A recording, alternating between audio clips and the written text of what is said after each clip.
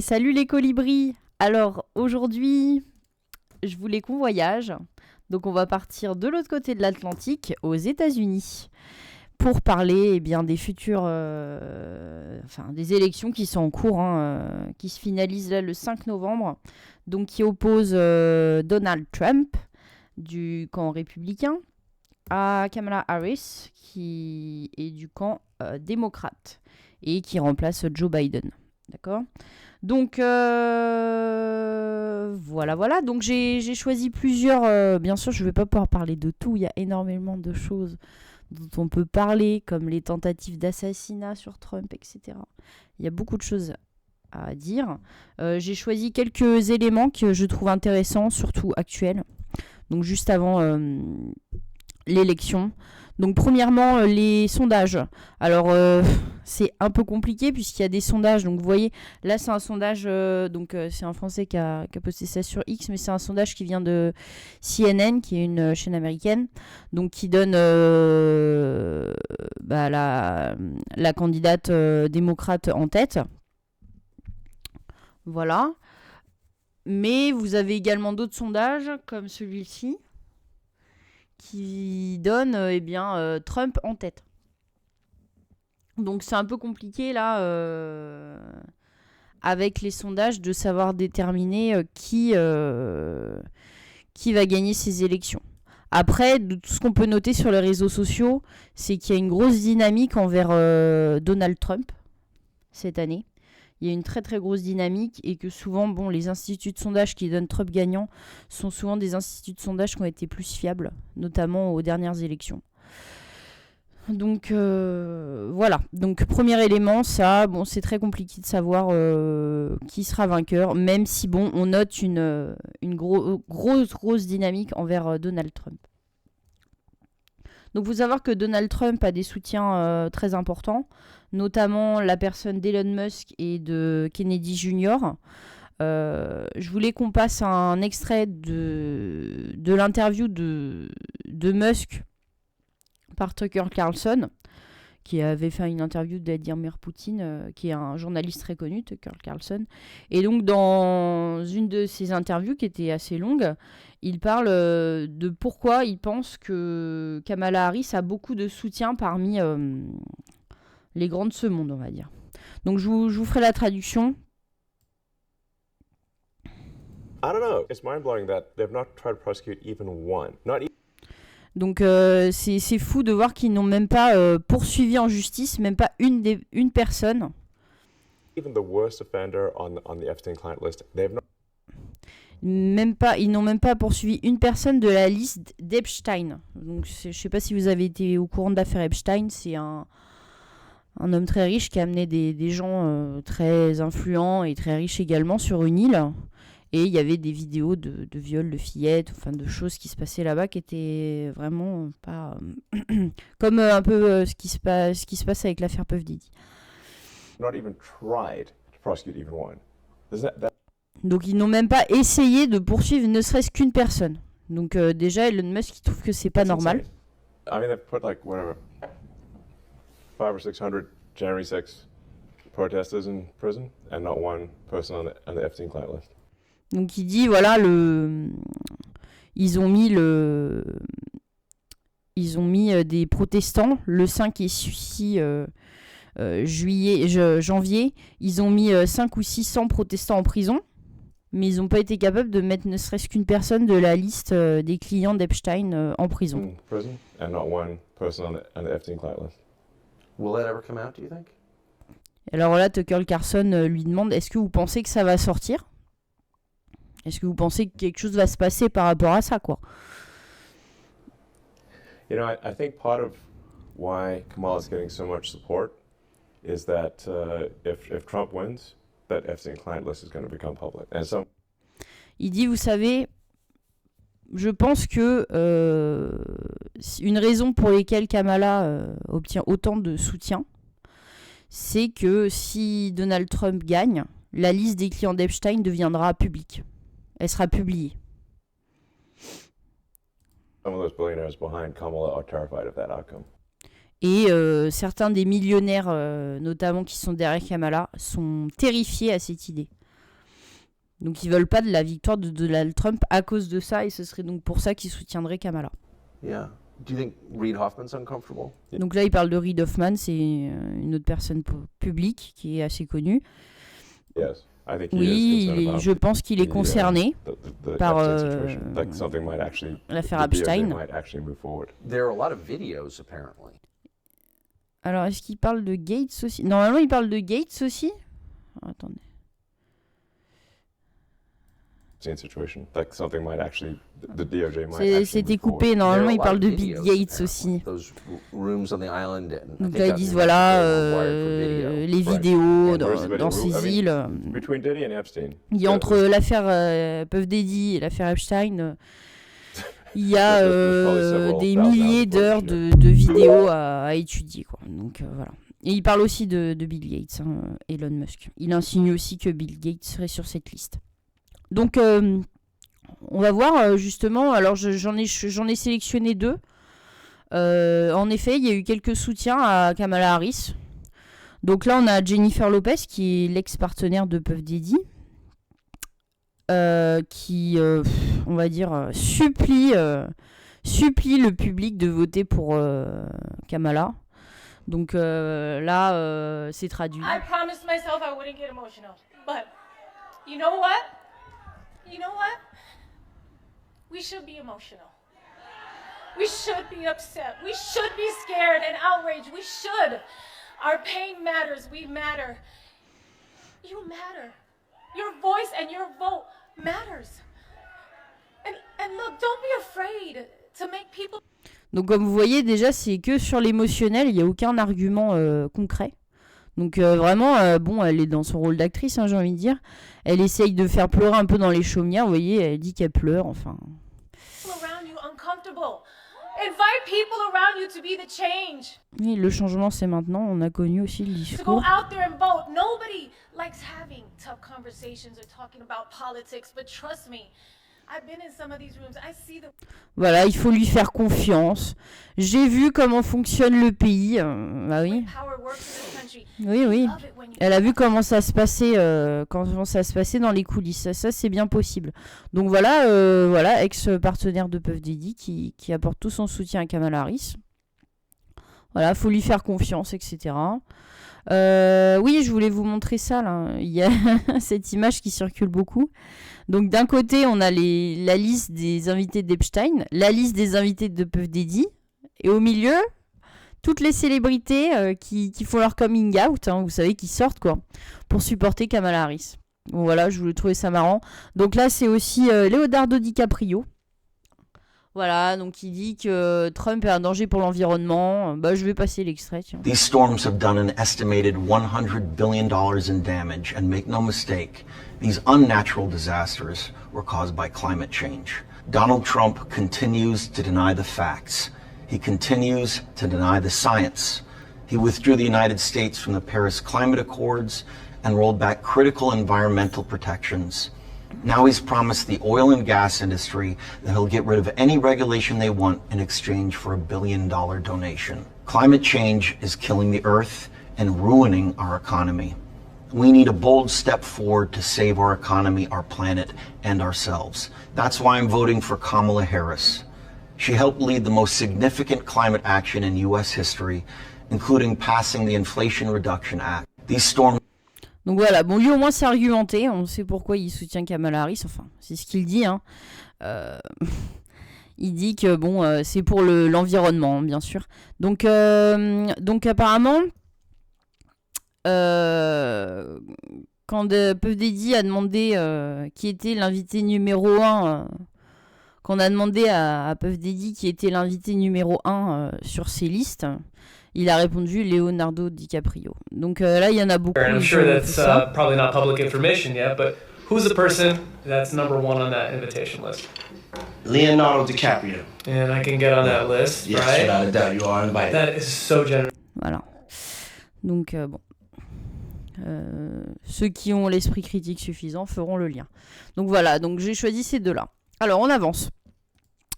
toute la presse, que ce soit française, enfin toute la occidentale ou américaine ou européenne, on va dire, fait, on va dire, de l'ingérence, hein, parce qu'on se plaint souvent que la Russie fait de l'ingérence, mais nous, on n'arrête pas d'en faire. Bon, je vais vous montrer plusieurs exemples, bien sûr, il y en a pléthore, comme quoi la France, mais également d'autres pays font de l'ingérence dans les élections américaines. Donc là, l'AFP... Voilà, après une campagne électorale inondée par la désinformation, les affirmations de fraude électorale devraient se multiplier sur les réseaux sociaux, sur des thèmes déjà prévisibles. Voilà. Donald Trump n'a cessé d'affirmer que les démocrates encouragent le vote des migrants pour favoriser la victoire de Kamala. Alors quand on n'impose pas dans des États, bien sûr, qui sont démocrates, hein, comme par hasard, la présentation d'une carte d'identité pour voter, en effet, c'est un site, le vote de migrants. Puisque ces gens-là, ils ont pas de papier. Donc forcément, ça incite le vote, les votes illégaux et les fraudes. Donc là, l'AFP, en fait, ils font... Je vais commencer par celui-là parce que je trouve qu'il est représentatif. Ils font un article pour prévenir qu'il allait y avoir beaucoup de gens qui allaient appeler à la fraude. Mais qu'en gros, c'était faux. Donc on a aussi d'autres choses comme Greta Thunberg qui s'en mêle. Donald Trump est un choix dangereux, voilà. Voilà, donc une écologiste, hein, clairement. Là, oui, donc là, les non-médias. Donc, Pujadas, Trump est un fasciste. Donc, voilà. Donc là, c'est sur LCI, voilà.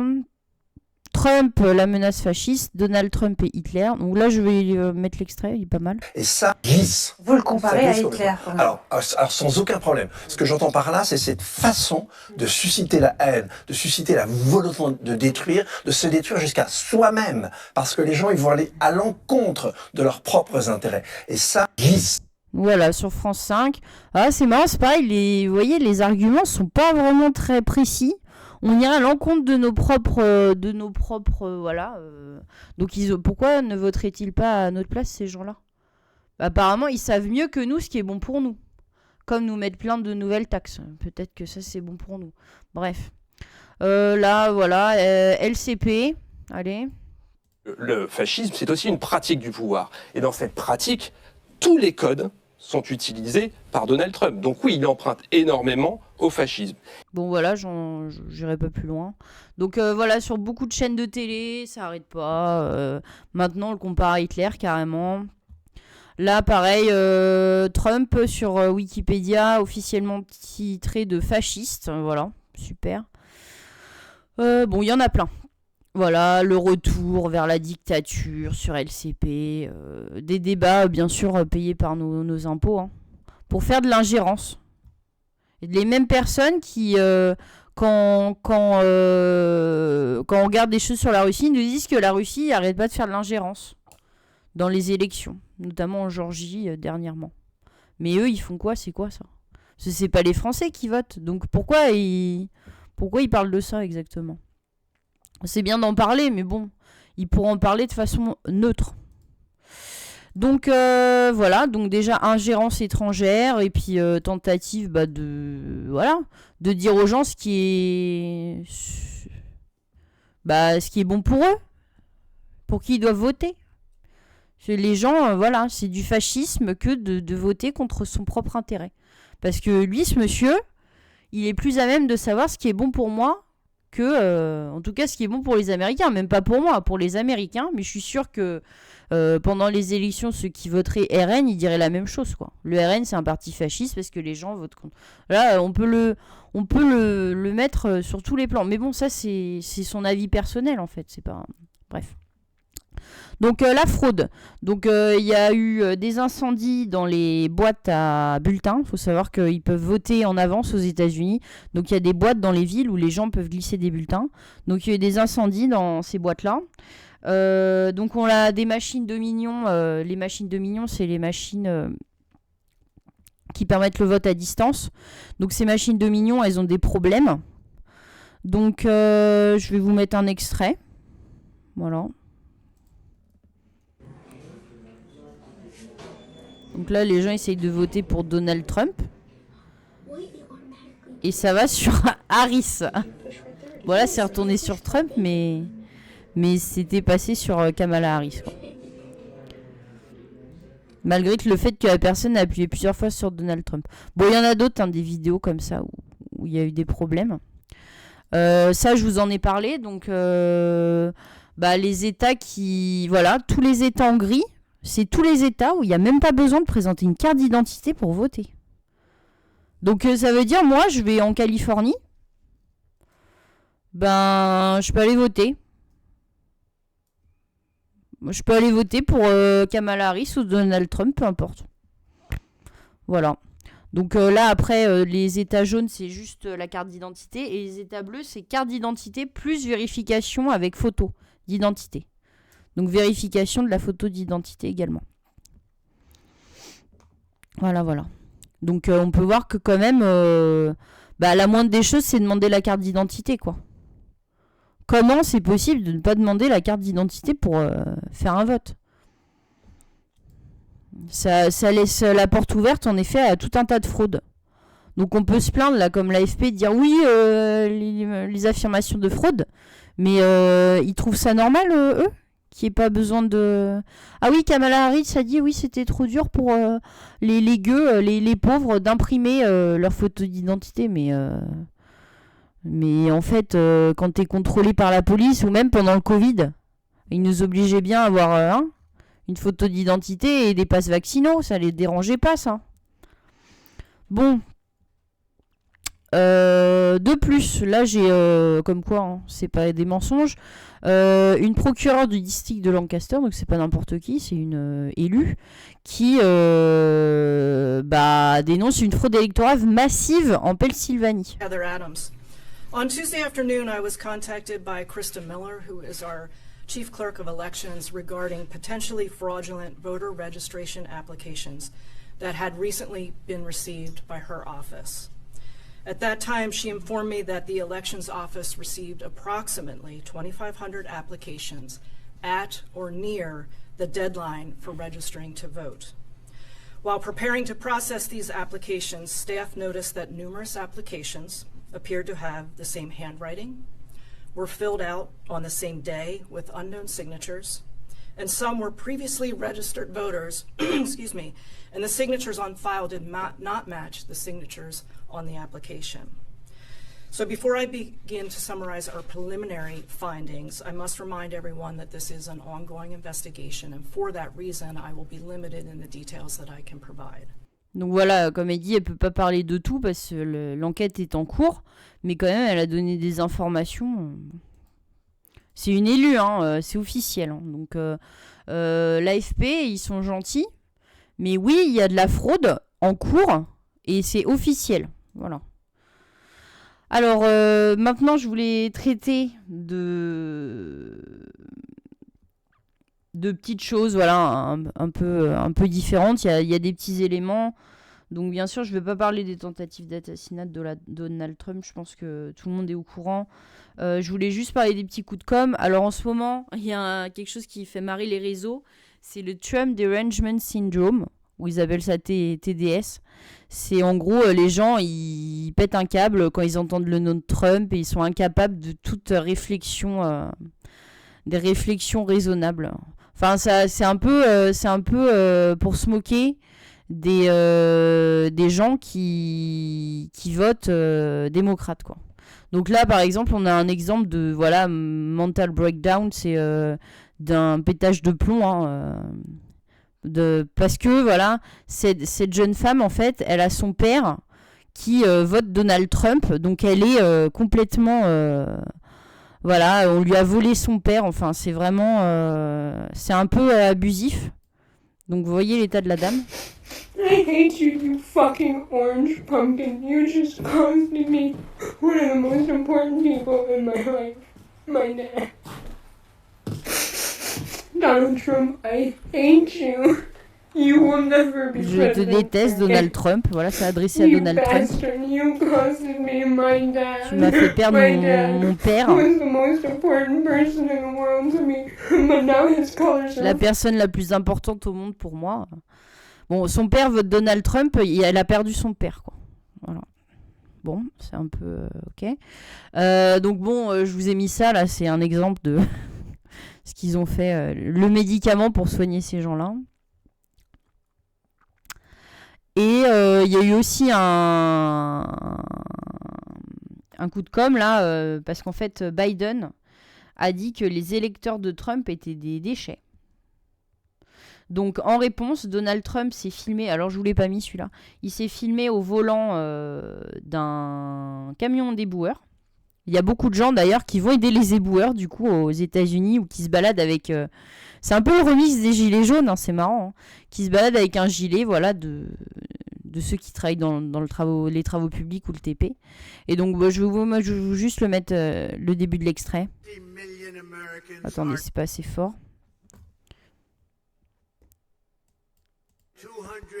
250 million Americans are not garbage. Voilà, donc il dit 250 millions d'Américains ne sont pas des déchets. Voilà. Donc il a rebondi là-dessus et il fait une partie de sa com là-dessus. Donc ça marche très très bien. Il a gagné beaucoup de voix par rapport à ça. Bon. Malheureusement, le camp démocrate fait des erreurs. Voilà.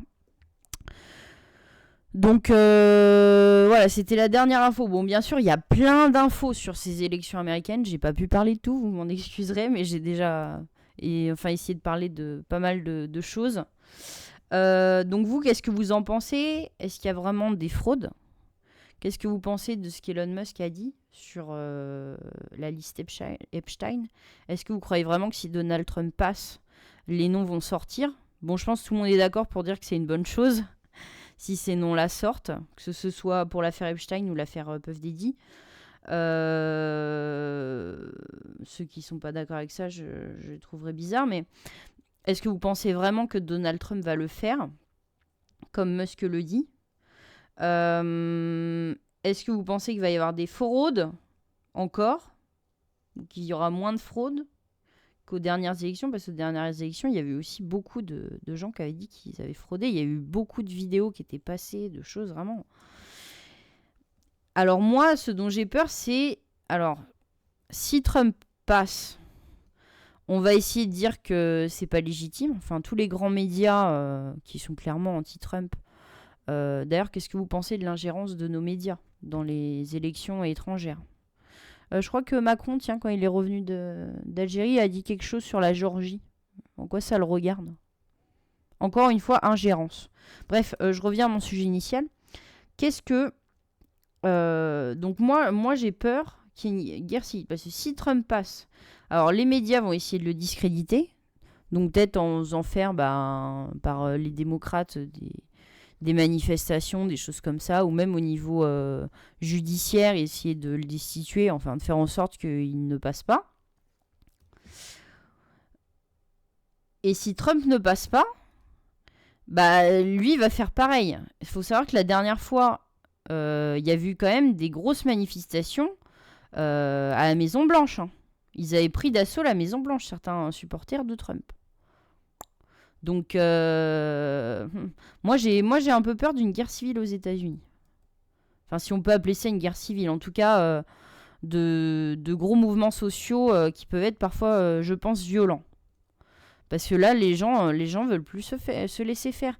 J'avais entendu... Alors, j'ai pas creusé, mais j'ai entendu MAGA, vous voyez, MAGA Strength, là, qui est marqué. MAGA, apparemment, c'est un comité qui travaillerait avec Trump et qui sera assez virulent.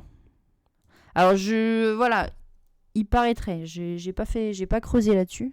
Vous m'en excuserez, mais voilà. Donc, vous, qu'est-ce que vous en pensez?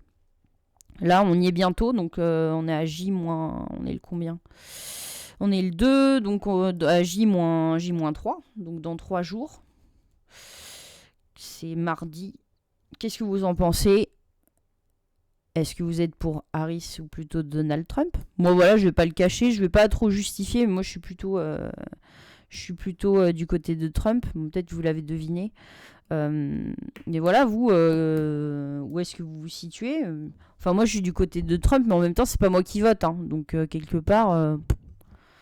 Bon, c'est pas à moi de voter, c'est aux Américains, et j'ai envie de dire, c'est eux qui décident pour eux-mêmes. Par contre, que les Américains soient pro-Harris ou pro-Trump, je trouve que la fraude est inacceptable, en fait. Il devrait pas y avoir de fraude, et la volonté des citoyens devrait être respectée. Et je trouve qu'il y a trop d'ingérence. D'où les médias, avec nos impôts, font ça. En quoi ça aide les Français, ça? Tout ça, là. Ça aide les Français, tout ça? Ou ça aide le camp de Kamala? Il y a des politiques français qui sont allés sur l'île d'Epstein. Possible.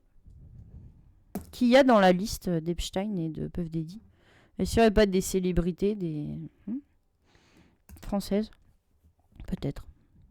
Bon, voilà, tous ces questionnements. On verra, l'avenir nous le dira. Hein.